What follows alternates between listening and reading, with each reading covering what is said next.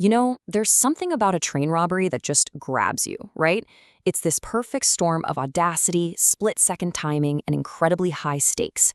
It's the kind of stuff movies are made of. But honestly, the real stories, they are way more complex and frankly more fascinating than anything Hollywood could ever cook up.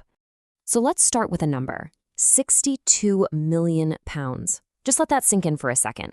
That's the value, in today's money, of what was stolen in Britain's most legendary heist. We're talking about a haul so massive it didn't just make headlines, it became the gold standard for every big, gutsy robbery that came after. Okay, so let's dive into this. Picture it, the early hours of August 8th, 1963. A Royal Mail train is making its usual overnight trip from Glasgow to London. Totally routine.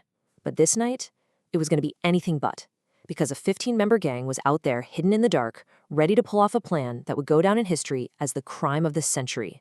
So, how'd they do it? The plan was just so simple. It was brilliant. All they needed was a glove to cover the green light and a battery to power a red one. Boom, the train stops in the absolute middle of nowhere. Then they cut the phone lines. Total isolation. They swarm the engine, unhook the carriages they don't want, and make the driver move the valuable part of the train a mile up the track to a bridge where their getaway cars are waiting. The whole thing was over and done in just 15 minutes. Incredible. Can you just imagine hearing this crackle over the police radio? This is the actual message that went out once the alarm was finally raised, and it just perfectly sums up the shock, the sheer scale of what happened. It felt like they hadn't just robbed the train. For a little while there, it seemed like they had literally stolen the train itself. So the gang escapes to their hideout, a place called Leatherslade Farm, to lay low and split up the cash. But this is where it gets good. They get a little too comfortable. And to celebrate, they play a game of Monopoly. But get this, they use the actual stolen money. And in their rush to clear out, they left the game board behind, absolutely covered in their fingerprints. This one simple mistake led Scotland Yard right to them, all because of a board game. That 63 heist was legendary, for sure. But was it the first of its kind? Oh, not by a long shot. The whole idea of robbing a train was really born decades earlier in the American Wild West, an era that's, let's be honest, wrapped in just as much myth as it is in reality. Yeah, this is a big misconception. Ask anyone to name an old-school train robber, and they'll probably say Jesse James.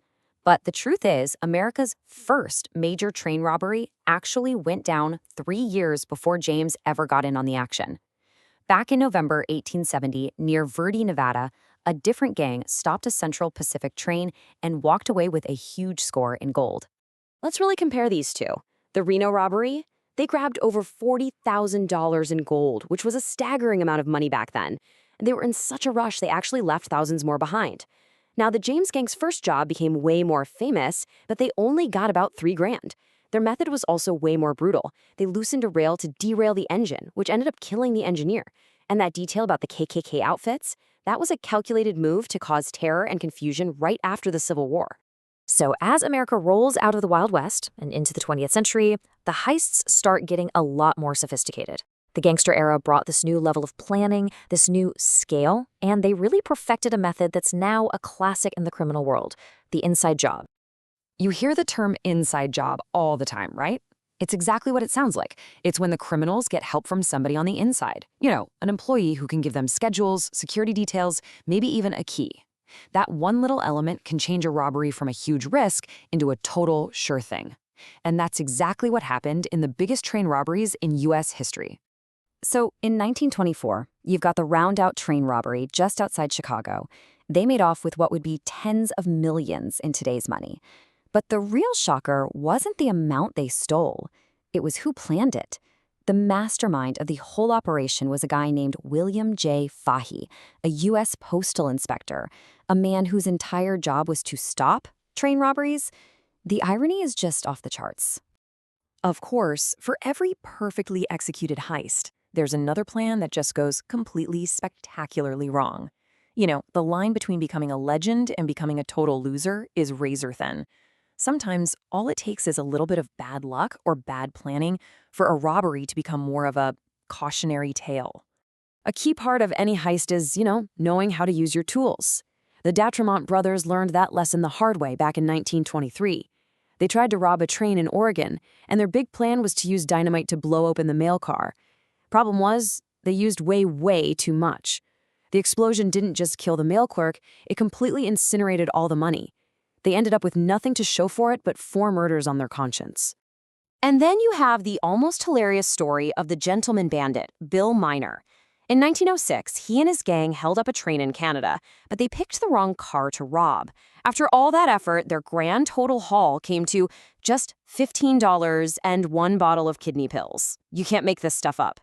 But hey, it wasn't all just comical failures. Some of these plans were unbelievably clever. You had gangs that would put horseshoes on their horses backward, a simple but genius trick to confuse anyone trying to track them. Some outlaws had these weird codes of honor. The James Younger gang, for instance, would supposedly check passengers' hands for calluses and let the working-class folks keep their wallets. And in one of the boldest moves I've ever heard of, one outlaw actually gave his pistol to the guy he just robbed as a souvenir. So yeah, they were criminals, but their methods could be surprisingly inventive. Look, these robberies were way more than just crimes. They left a huge, lasting mark on our culture. The ripple effects from these heists changed everything, from the kinds of stories we tell each other to the way we actually solve crimes today. It's wild to think about, but the very first blockbuster narrative film, way back in 1903, was literally called The Great Train Robbery. But beyond Hollywood, these crimes forced law enforcement to get smarter. Trying to investigate a robbery in a remote spot with no witnesses, it required totally new techniques. That disastrous Dachmont robbery actually led to one of the first big forensic investigations ever. And of course, the legendary 1963 heist was famously cracked because of a single fingerprint left on a Monopoly board. So when you look at the big picture, the legacy is, well, it's messy. On one hand, these heist-inspired movies that basically created the Western genre and cemented this idea of the outlaw in our minds. At the same time, they pushed criminal investigation forward in huge ways. But that romantic image hides a much darker reality. Most of the money, like the millions from the 63 robbery, was never, ever found. And for the robbers themselves, their stories rarely ended in glory. More often, it was tragedy, prison, or more crime. Which just goes to show you that the myth of the gentleman bandit is often just that, a myth. It all kind of leaves you with this one big question, doesn't it? What is it that turns a simple act of theft into a legend that lasts for generations? Is it the jaw-dropping amount of money, like in the 1963 robbery? Is it the raw, brutal simplicity of someone like Jesse James? Or maybe it's the sheer nerve of an inside man turning on his own people? Or is it just something in us that's fascinated by people who dare to break the rules on such an epic scale? Whatever it is, one thing's for sure. The stories of the great train robberies aren't going away anytime soon.